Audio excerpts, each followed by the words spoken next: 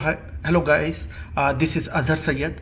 I'm going to show you how to use the Cisco 8800 series or 7800 series phones with the SIP third party SIP provider. So all the Cisco phones, these series are SIP, but we can use with the third party. We have to make some modification, the modification in sense of changing the firmware and changing the XML file.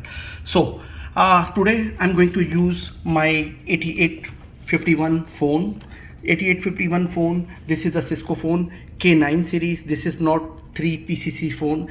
If it's a 3PCC phone, we can use very easily using the web, and we can put our credential and use with the third party SIP provider. But this phone is not. So I'm going to show you the steps how can we use with the third party SIP provider.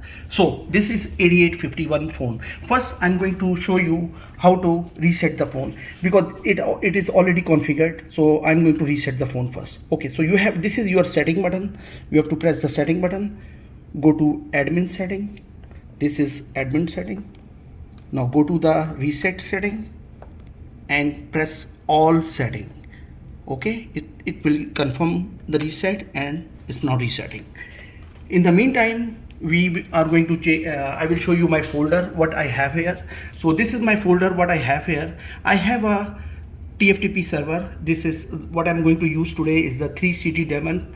This is just a regular TFTP server. You can use any TFTP server. These are the files for the TFTP server, and these all files are, I will show you here.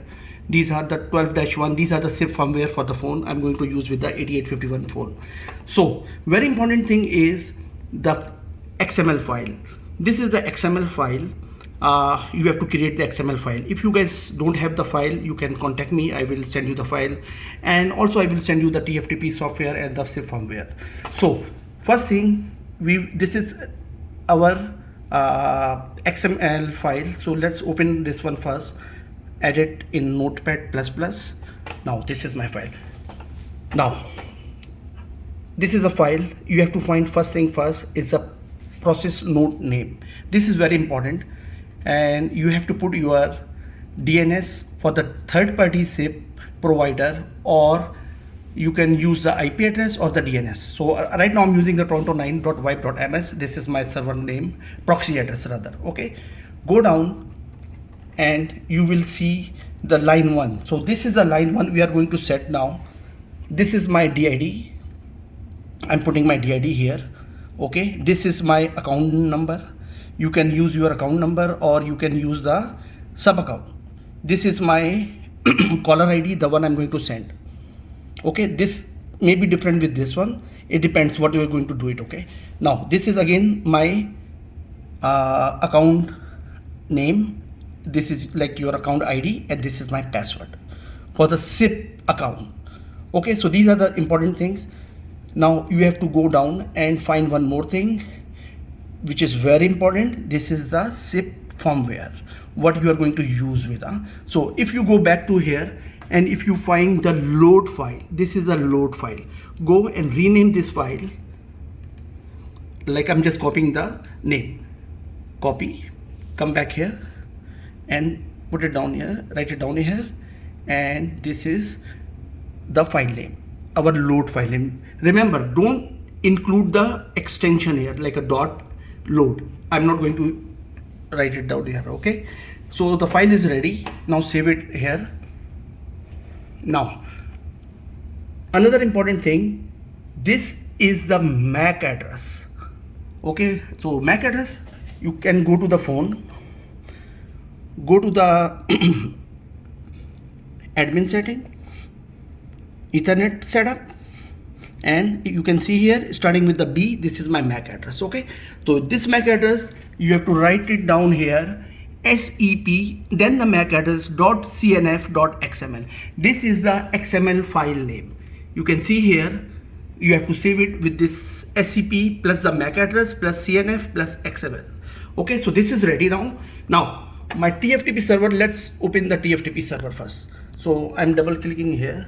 Now my TFTP server here. Okay, very important thing, go to the configure server, and this is a path where my files are. Okay, so my files are like this folder is here. Okay, save it. Now just stop it and start it again. So it's ready. Now what is this IP address? This IP address is the TFTP IP address, and where it comes from? It comes from the PC. This is the PC IP address, because we are using the TFTP server in my PC. So this is the IP address of my PC. Now go to your phone and you have to put it down, write it down, this IP address. So this is 10.0.0.95. Go to the IPv4. Okay, let's start it again. Okay, admin setting, Ethernet setup, IPv4. Go down, and alternate TFTP by default is off. When you restart the phone, reset to the factory default, by default it is off. So go, just click the center button and it's on. Okay, now go down and write it down your TFTP server. So our TFTP server is 10.0.0.95. Okay, so you can reconfirm again 10.0.0.95.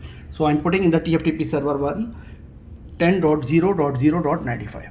apply, exit, and exit one more time. Okay, if you want to see the activity in your phone, go back to the setting, press the admin setting and go to the status messaging first, and you can see the files is starting loading here. So if you go back to your TFTP server, you can see that the 10.0.0.20 is my phone IP address. So it's not talking with the TFTP server. You can see this XML file. If there is no error, the file will load into the phone. Okay, so here if you go there, the file SCP MAC address without any error is loaded already. Okay, so this is very important. The other file like a is already registered. Okay, we are not caring about the other file. Okay, the important file for us is XML file and the dial plan. These are the two important files. The other files we are not caring about, like a VPN, updating the local or the application rules. No, we are not caring about. So this phone is already registered. Okay, now you can see on the phone, the line 1 is registered with the caller ID. I put it here, and the other line you can configure the same way. So if I'm going to make an outbound call, okay, 1 second, let me get my phone. Okay, so I just made an outbound call and this working is going to the phone. Okay, so this is very simple. So if you guys have any question, you can contact me. So you can email me or you can send a message in my YouTube channel, like if you need any files or anything. So this is very simple. You can use the same procedure with any Cisco 7900 series phone or 8800 series phone or 7800. Okay, thank you guys.